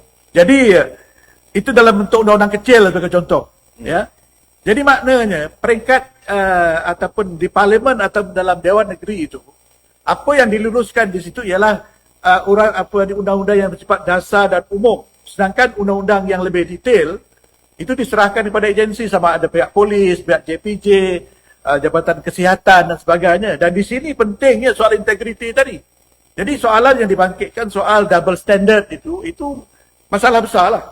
Dan masalah besar ini timbul kerana saya rasa kerana kaki tangan awam yang diberikan kuasa begitu banyak untuk melaksanakan undang-undang ini tidak mempunyai keyakinan kepada kerajaan yang ada. Ya. Saya rasa kalau kita turun ke bawah sekarang ni, kaki tangan awam pun sinikal kepada kerajaan yang ada sekarang ni. Jadi dengan kata lain, itu sebab yang timbul sekejap boleh, sekejap tak boleh. Sekejap diimpos, sekejap tarik balik. Ini kerana kerajaan ni kerajaan yang tidak ada keyakinan. Ya. Dan selain daripada itu juga kita terlalu melihat kerajaan terlalu besar. Timbalan menteri sampai 2 orang sebagai contoh. Kerja tak nampak. Yang berempas pulas, yang letih, ketua pengarah juga, bukan? Jadi dengan kata lain, sekarang ini kerajaan yang begitu besar, yang begitu gemuk, ya, sebenarnya tidak perlu. Tapi oleh kerana dia nak survive, dia nak hidup, dia nak pastikan dia tak tumbang, maka dia lantik menteri ramai-ramai, timbalan menteri ramai-ramai, kerja tak ada, dan masing-masing berkonflik sesama sendiri. Tak ada sinkronisasi. Ya. Bila buat poster baru nampak gambar. Ini sekadar ini doktor, sekadar nak melegakan keadaan. Saya ingat lagi masa waktu kita negara mengamalkan undang-undang. Kita introduce itu undang-undang di parlimen. Masa itu menteri pengangkutannya tu Sadun, tak saya. Maka waktu itu kita mewajibkan semua pemandu motosikal dan pembonceng memakai tepi keledar. Tapi masa itu tuntutan PAS dia kata kami pakai serban. Kemudian bagaimana kena sik. Akhirnya undang-undang itu jadi dan begitulah juga ada kelonggaran. Begitu juga dengan sekarang ni, dengan pemakaian topin pelitup ni, apakah tidak ada langsung, apakah mesti pelaksanaan itu terus saman bayar RM1,000 kalau tidak ke mahkamah. Kerana ini bagi saya undang-undang ni jadi dipermainkan ataupun dipersendakan. Rakyat jadi bingung. Pertama sekali, undang-undang ini tidak diluruskan di parlimen. Sedangkan undang-undang pewajipan diwajibkan semua pembonceng ataupun pemandu motor pakai tepi keledar. Tapi menteri dia kata okeylah tak apalah, untuk sek boleh. Untuk Pak Lebay okey. Yang ini keadaannya. Begitu juga dengan penggunaan tali pinggang keledar dan saya bercakap dari segi aspek undang-undang kerana Dr. Aziz ada di sini. Ya, sebab saya nak bagi pencerahan juga kepada warga bangsa kita supaya mereka tahu ini it's a rule of law. Ini undang-undang, bukan boleh sembarangan. Tiba-tiba besok hari ni you boleh bercakap, lusa tak boleh cakap. Kalau salah bercakap, salah. Ya jadi Apa masalah. pula darurat? Perlu darurat. So, semua akan dikawas clear. Kalau tak silap saya, mengikut dari segi akta darurat, Dr. Fatul, akta darurat ni dia banyak dia punya implikasi. Contoh, saya bagi contoh sebab ada kawan-kawan saya, dia buka kamp khidmat negara dan sebagainya, dia kata bolehlah pakai dia orang nak sewa. Saya kata kalau nak sewa okey, kalau tak nak sewa tak boleh nak buat apa. Sebab mengikut akta undang-undang darurat, kerajaan boleh ambil bangunan ke, harta ke dan sebagainya tanpa boleh dibawa ataupun di-challenge di mahkamah. Ya. This is what I'm trying to say. Doktor, please.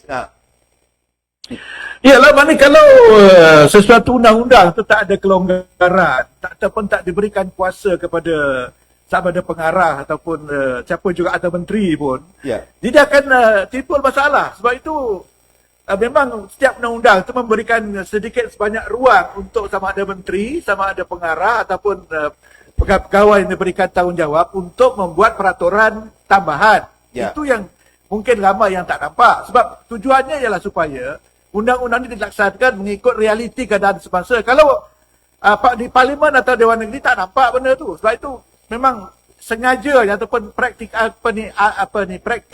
ialah memang undang-undang itu memang kebanyakannya dibiarkan ataupun diletakkan di bawah agensi penguat kuasa, kebanyakannya untuk menentukan detailnya.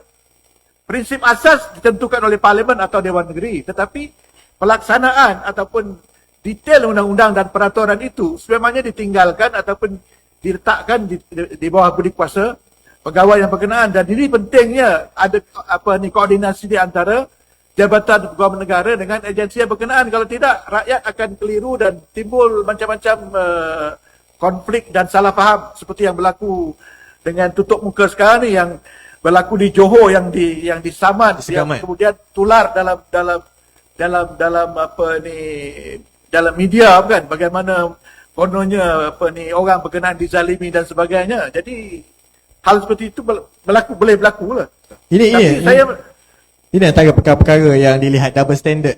Bila orang tu parking depan kafe dia je, kan, baru turun kereta dah kena saman RM1,000. Ya, betul. Jadi ini benar-benar double standard. Jadi untuk saya berbalik, cuma sekarang sekarang kita bernasib baik dalam dunia yang canggih sekarang ini. Kita tahu zaman dulu benda seperti itu maknanya nasib lah kan, tak ada siapa yang peduli kan. Tapi sekarang oleh kerana teknologi canggih sekarang ni, jadi kita nampak kelemahan penguatkuasa itu. Betul. Jadi itu antara perkara-perkara yang kalau kita sentuh soal double standard, itulah dia. Jadi saya suka untuk tarik kembali soalan kepada soalan mendasar tentang darurat ini. Okey. Saya nak tuju kepada YB Dr. Aziz Bahari. Soal darurat, kalau yang nak menyentuh soal darurat ini bukan perkara baru, kerana pada bulan Oktober 2020 yang di-Pertuan Agong telah menolak hasrat Perdana Menteri dan Kerajaan Perikatan Nasional untuk laksanakan darurat. Itu pertama. Yang keduanya, sekarang yang selepas dilaksanakan ini, bagi yang menyokong pelaksanaan darurat, dia kata jangan bantah. Kena setuju kerana ini adalah kuasa prerogatif seorang Perdana Menteri untuk mencadangkan yang mana yang di-Pertuan Agong perlu mendengar, perlu mengikut dan perlu bertindak mengikut nasihat Jemaah Menteri, mengikut perkara 40 perlembagaan. Jadi jika dikira pada perkara 40 perlembagaan tu, berbalik pada soalan yang pertama. Bagaimana sewaktu bulan Oktober 2020 yang di-Pertuan Agong boleh tolak, tapi yang sekarang dia nak guna pula perkara yang itu untuk dia melaksanakan darurat di Malaysia. Jadi dalam konteks ni, pada pandangan yang berhormat doktor, pertama, bagaimana dari segi pentafsiran berbeza dalam hal ini? Itu pertama. Yang keduanya, atau mungkin dilihat seolah-olah, yalah mungkin agak sensitif untuk saya utarakan, tetapi untuk berterus terang, adakah yang di-Pertuan Agong seolah-olah dipaksa atau dicengkam atau sebegini rupa oleh Perdana Menteri? Silakan, Doktor. Ya, soalan kenapa sekarang dan dulu tak ada tu satu perkara yang umumnya bukan di bawah ruang lingkup undang-undang lah. Itu soal politik lah, kan? Jadi jawab soalan seperti itu ialah sebenarnya lebih ataupun jawapannya berada dalam medan politik lah. Jadi tak ada undang-undang yang boleh menjawab kenapa dulu tidak, kenapa sekarang ya, bukan? Kenapa hari itu nasihat itu ditolak, kenapa sekarang ni nasihat itu diperkenankan? Itu tak ada mahkamah yang boleh memeriksa ataupun boleh menghujah perkara itu. Jadi perkara itu nanti masa pilihan raya kita selesaikanlah, sama ada kita suka atau bersetuju atau tidak. Jadi saya fikir soalan itu soalan yang baik, yang menunjukkan bahawa rakyat kita prihatin dan sedar apa yang berlaku, tetapi jawapannya tak ada, sebab memang itu kuasa ataupun terpulang kepada kerajaan dan yang Tuan Agong sama ada nak menerima atau tidak, terpulang kerajaan sama nak persihatkan atau tidak. Jadi accountability-nya, tanggungjawab ataupun penilaian rakyat akan sampai bila pilihan raya nanti. Jadi dari segi undang-undang tak ada jawapan, sebab yang ada kerangka itu hanya kerangka memandu untuk bagaimana ataupun proses ataupun keputusan itu nak dibuat oleh Yang Tuan Agong. Tapi soal nak ke mana, nak ke sana, ke sini, ke atas, ke bawah, ke barat, ke timur, itu tidak disebut oleh undang-undang. Okay, terima kasih. Mungkin Datuk. Ya, saya kalau ikut dari segi Perlembagaan Perkara 40 itu memanglah. Tetapi itu adalah untuk nasihat satu yang baik untuk kebaikan rakyat. Bukan untuk melindungi sesuatu. Dulu Yang Maha Mulia dalam menjalankan tugas. Saya ini Perlembagaan Perkara 40, Doktor. Saya baca ya.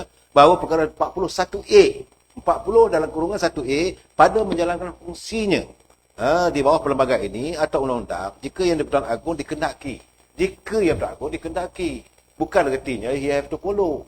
Ertinya Agong mempunyai absolute power. Kuasa Agong adalah kuasa mutlak. Yang tak boleh bicara lah. Atas budi bicara. Jadi ini dalam keadaan begini, saya tak tahulah Doktor, lebih tahu saya cuma pengamatan saya mengikut pembicaraan, bacaan saya. Sebab sepengetahuan saya, perlembagaan ke undang-undang negara perlembagaan ini hendaklah ditafsir mengikut bacaan dalam bahasa Melayu. Dia bukan dalam bahasa Inggeris. Banyak orang kadang-kadang dia argue dengan kita, dia gunakan bahasa Inggeris. Saya kata no. The essence ataupun intipati perlembagaan itu hendaklah diterjemahkan daripada bahasanya adalah bahasa Melayu. Itu perlembagaan kita. Jadi apa dapatan saya dari bahasa Melayu ini? Agung mendapat nasihat. Nasihat itu bukan seorang daripada jemaah kabinet. Bukan? Tetapi sekarang ni ada masalah sekarang ni. Kabinet waktu itu, adakah dia mempunyai keabsahan? Is the cabinet legitimate or not? Ya. Itu jadi Presented persoalan the rakyat. majority of the Jadi members of permasalahannya sekarang ni, rakyat jadi bingung segala-galanya sekarang ni kerana merasakan bahawa rakyat yakin Perdana Menteri dan juga jemaah kabinetnya tidak mempunyai legitimasi. Tetapi tidak dapat dibuktikan kerana speaker tidak mahu melaksanakan dia punya separation of power. Tidak pernah diuji keabsahan Tidak itu. diuji keabsahan ini. Sebab kalau nak diujikan based on budget, itu tak boleh dijadikan sebagai benda yang legitimate. Dr. Aziz, bagi saya kalau nak diuji betul tak betul kena ada persidangan. So sepatutnya semua pihak kena berlapang dada. Dalam keadaan begini, sama ada Perdana Menteri Tan Sri Muhyiddin, dia kena tunjuklah gentlemannya, dia kena tunjuklah supaya dia rekod sebagai Perdana Menteri yang mempunyai keabsahan satu. Yang kedua, mempunyai harga diri. Yang paling penting dalam hidup kita ni, you can be anything lah. But if you punya dignity is out, you are totally out as a human being. Itu pandangan saya. Tapi kalau untuk saya tarik sikit soalan tu, saya nak tanya betul terus kepada Datuk Sri. Berhubung perkara itu, kalau kita lihat dalam keadaan darurat ini, ada juga cerita mengatakan bahawa darurat ini bukan semata-mata apa yang kita bincangkan sekarang, tetapi ada cerita di sebaliknya adalah untuk menghalang ahli-ahli parlimen UMNO untuk membuat keputusan yang besar. Itu antaranya. Dan kemudiannya ada juga orang-orang mengatakan bahawa usaha ini secara tak langsung untuk mengharamkan UMNO. Jadi Datuk Sri sebagai orang lama dalam UMNO, mungkin tahu sedikit cerita, mungkin boleh kongsikan tentang perkara ni? Pengharaman UMNO tu memang dari dulu lagi macam-macam diusahakan. Tapi tidak percaya. Dan sekarang? Sekarang pun diusahakan juga. Tapi kena ingatlah dalam perkara 18C. Perkara 18C bawa pergi mahkamah mana pun tak boleh pakai. Kerana ini sesuatu keputusan yang menyangkut soal parti itu diputuskan oleh parti itu dan tidak boleh dibawa. Itu bagi saya tak ada khawatir sangat. Tapi kalau dia nak harapkan, dia boleh buat orang dalam kuasa begitu. But again saya katakan bahawa undang-undang perlembagaan negara kita ini sepatutnya disantuni oleh orang yang mempunyai dignity harga diri. Kalau you tak ada harga diri, kamu tidak mempunyai perasaan, telinga pekak wali, rakyat dia merasakan bahawa I'm the law. Berbalik-balik masalah kita dulu bila ada seorang Perdana Menteri merasakan he's the law. Itu yang timbul masalah. Kalau dia merasakan dia rule by the law, dia tak akan melakukan tindakan yang bukan-bukan. Tapi sebab dia merasakan I am the law. Ini masalahnya. Dan malahan baru usaha untuk mewujudkan negara republik lah, itulah ini, ditakut-takut pada rakyat dan sebagainya. Astagfirullah. Kan? Jadi itu yang diwujudkan krisis perlembagaan. Because dia merasakan I am the law. Kita di sini, kita nak rule of law. Betul. Macam mana Dr. Aziz? Betul-betul apa yang disebut oleh Datuk Seri. Dan sebenarnya apa yang dikeluh kesahkan oleh Datuk Seri itu jawapannya itulah. Yang menjadi masalah ataupun malangnya keadaan kita ialah perkara itu tak boleh diselesaikan. Mahkamah tak boleh menyelesaikan masalah itu. Ini masih sebenarnya.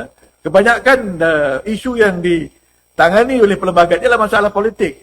Jadi masalah politik ini susah dan dibawa ke mahkamah. Sebab mahkamah ni lambat. Ambil masa. Dan teknikal.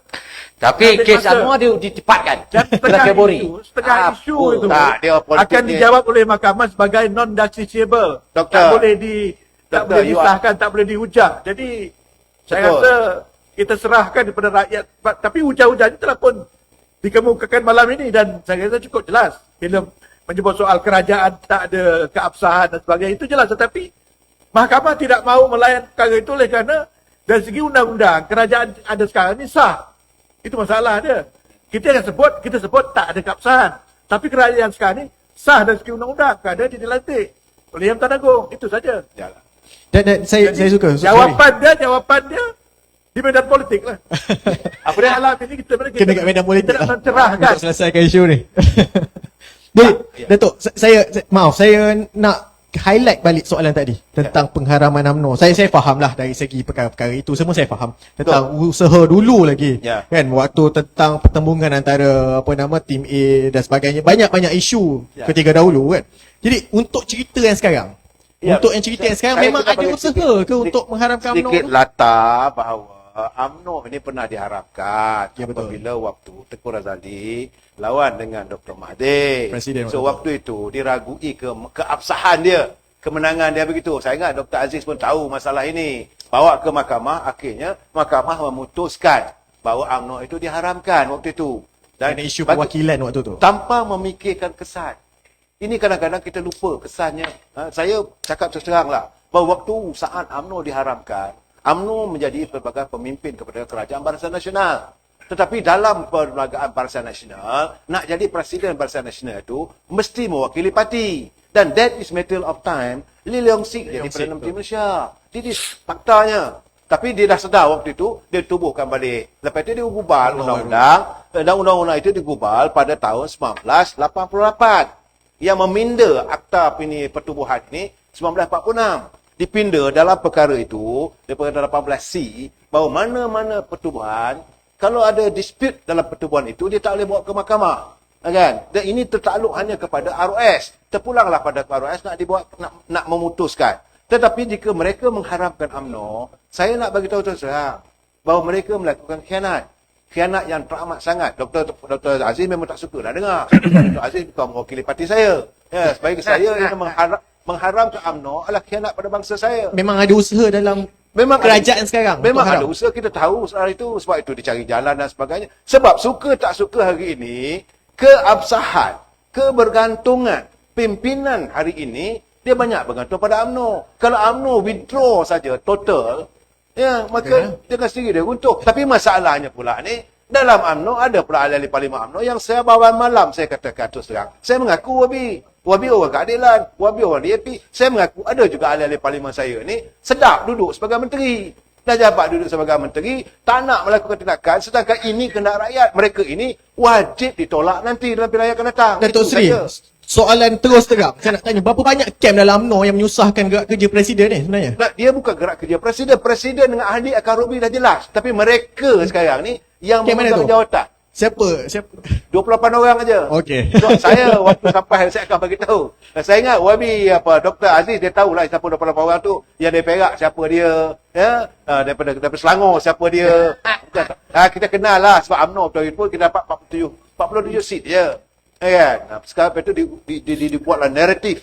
Naratifnya semua orang tahu siapa yang bawa. Oh, sekarang ni UMNO nak pergi dengan PKR bersama dengan DAP. Sejak bila ni Dr. Aziz, UMNO tak pernah bekerjasama dengan DAP. Tak ada dalam sejarah. Yang bersama dengan DAP PAS, yang bersama dengan DAP PKR, yang bersama dengan DAP PBM, non UMNO. Tapi mereka mencipta, mengambui fikiran rakyat. So ini yang kadang-kadang saya berang hati saya tu. Sorry doktor, saya not to say that we don't want to associate with you. Kita boleh sama satu perjuangan, tak semestinya. Itu Datuk Seri punya Pandangan. permasalahan tentang parti. Jadi kita Yes. dengar lah. Dia kadang-kadang bila kita semakin memahami masalah ni, kita semakin memahami antara satu sama lain. Semua parti ada masalah. Semua parti ada masalah. Jadi bagaimana nak menguruskan krisis Yes, itulah yes, satu yes. perkara. Jadi saya kira kita dah semakin ke penghujung. Yes, Saya bertanya kepada YB Satu jam juga Datuk Abdullah Sani. Datuk, kalau kita lihat sekarang dalam konteks graf politik yang berjalan pada hari ini, bila satu-satu isu dibangkitkan kembali, isu perkauman, isu agama, isu khianat dahaka pada raja-raja. Ini isu-isu yang menunjukkan pertama pilihan raya dah dekat. Yang keduanya, ini menunjukkan satu isu bahawa mereka dah, orang kata gabra, dah agak terdesak ke bagaimana. Jadi dari segi bicara politik, Siapa mereka tu? mereka itu orang yang sedang tergugat dengan perkara itulah. Okey. Kalau UMNO tergugat mungkin UMNO Ya, lah. UMNO Kan? Jadi kalau untuk perkara itu dari segi bicara politiknya, bacaan politiknya, adakah ia satu advantage pula kepada Pakatan Harapan?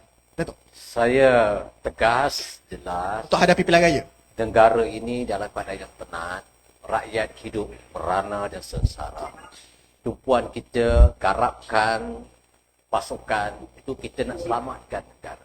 Kita nak bantu rakyat. kita nak banner semula negara. Itu lebih penting. Soal kita nak ada pilihan raya itu, bagi saya itu remeh. Itu semua nak mengekalkan kuasa dengan menggunakan kuasa untuk mengekalkan kuasa. Tetapi jangan dilupai bahawa integriti itu, maruah itu wajib dijaga. Ini adalah agenda utama. Jadi saya memikirkan soal pilihan raya. Yang penting saya nak selamatkan negara saya nak selamatkan umat Malaysia. Itu yang penting. Betul, terima kasih kepada YB Datuk. Saya kira kita dah berhujung. Banyak lagi isu-isu yang kalau kita sentuh tadi dia akan membuka satu topik lain, perbincangan lain. Kan kalau kita cerita tentang krisis perlembagaan, banyak isu, tentang ekonomi, banyak isu lagi. Pendidikan yang tidak boleh kita kesampingkan, tentang bagaimana PDPR itu dilaksanakan, memberi beban kepada ibu bapa, memberi beban kepada guru-guru. Kalau kita sentuh sikit, bagaimana katanya seorang ibu bapa, satu keluarga, ibu bapa ada satu handphone atau dua handphone.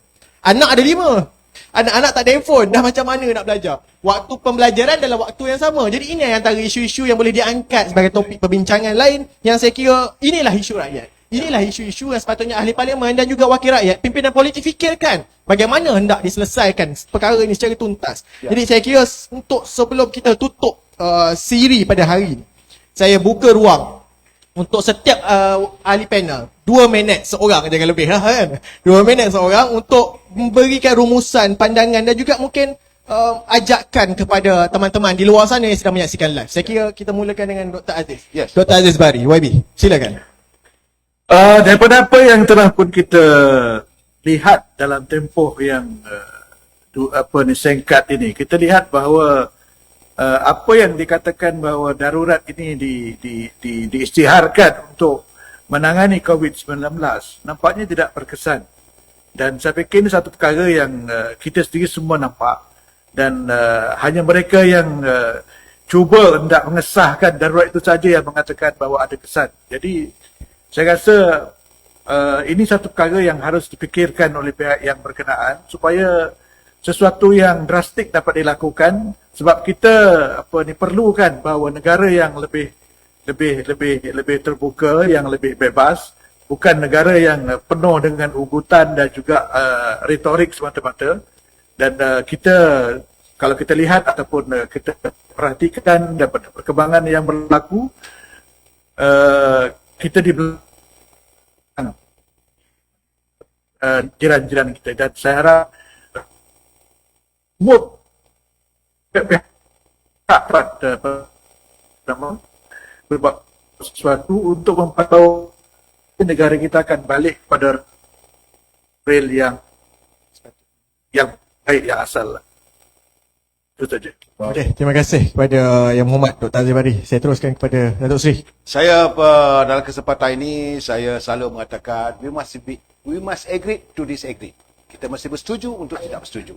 Dan saya bersyukur juga kita kena lihat bahawa dia ada side of the coin. Okay? Dia ada side of the coin, maksudnya blessing in disguise. Bila ini berlaku, saya melihat satu sajalah, sebab saya lama sebab orang sok khabar ni, saya dapat melihat perkembangan politik tanah air ini. Satu benda je yang saya nampak sekarang ni, bahawa ada kematangan dalam politik. Dulu orang DAP tak boleh sepentas dengan orang PKR. Saya sebagai orang Melayu tak boleh sepentas dengan orang PAS dan orang UMNO. Tapi hari ini dalam keadaan begitulah, rakyat susah dan semua nak menyantuni masalah rakyat ini, saya melihat pemain politik sudah ada kematangan mereka untuk berada dalam satu pentas, membicarakan soal rakyat, dan tidak lagi hanya untuk ideologi politik masing-masing. Ya, ini bagi saya ada blessing in disguise lah. Jadi kalau dulu suasananya kalau daripada AP itu lagi 4 lagi sekali. Kalau daripada PAS kita lagi gini. Kalau PKR kan dianggap begitu begini. Tapi ini tidak lagi. Saya nampak sudah tercerna satu kematangan kita berpolitik, bahawa kita boleh berada sepentas. Contohnya macam saya dengan Yang Berhormat Datuk Dr. Sani. Walaupun beliau ahli parlimen daripada Parti Keadilan, saya ahli UMNO. Kita boleh memperlihat pada gambaran bahawa inilah kematangan berpolitik. This is satu benda yang baik. di samping kita melihat segala kebobrokan daripada kepimpinan yang ada hari ini. Itu saja saya nak. Terima kasih kepada Datuk Seri Kamal Hamid bagaimana dia sentuh tentang kematangan berpolitik. Pada akhirnya semuanya akan berbalik kepada konsep mesyuarah. Yes. Bagaimana kita nak membincangkan, kita nak merungkaikan, menyelesaikan masalah-masalah rakyat, kerana itu adalah tanggungjawab orang politik, ahli-ahli parlimen. Datuk penutup. Allah tidak akan merubah nasib kaum itulah akan merubah nasib mereka. Hidup mesti bermaruah. Semua tidak kira siapa mereka. Perlembagaan is above everybody. Dan harus kita hormati, kita santuni, kita hayati dan kita akur. Maka saya seru kepada semua rakyat Malaysia. Wajib akui bahawa perlembagaan adalah salah satu daripada kewajipan kita dokong dan kita sokong. Jangan khianat pada perlembagaan. Hormat pada undang-undang. Negara ini pasti dijamin haknya. Terima kasih. Terima kasih kepada Yang Berhormat Datuk Abdullah Sani Abdul Hamid, Ahli Parlimen Kapar, merangkap Ahli Majlis Pimpinan Pusat Keadilan, dan saya juga berterima kasih kepada sebelah kiri saya Yang Berhormat macam doa